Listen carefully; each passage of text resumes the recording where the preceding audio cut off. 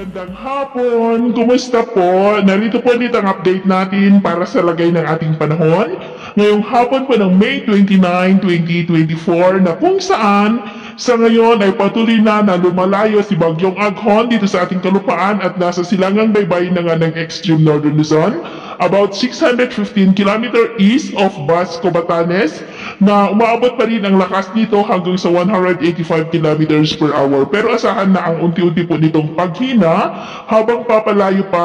habang palabas, palayo na dito sa ating area of responsibility. Wala na po itong masyadong direktang epekto sa ating bansa maliban nga sa hinahatak nitong habagat na dahilan ng maulap na kalangitan with isolated rain sa malaking bahagi po ng ating bansa. At ito nga po yung pinapakita ng forecast model natin pong ginagamit hanggang po sa susunod na 2 linggo. At sa lagay ng ating panahon, ngayong hapon dahil sa southwesterly wind flow o mahinang daloy ng habagat, ay maulap ang kalangitan with isolated light to heavy rain sa malaking bahagi ng Mindanao, Kabisayaan, lalo na po sa Western Visayas, Mimaropa, ilang bahagi ng Central Luzon, Metro Manila, Ilocos Region, ilang bahagi ng Cordillera, at dahil po sa trough ng bagyo ay may mga isolated rains sa silangan ng Cagayan at extreme northern Luzon. At mamayang gabi, posible pa din ang mga isolated rains sa ilang bahagi po ng ating bansa at posibleng malalakas na ulan, kaya mag-ingat po tayo sa posibleng banta po ng mga pagbaha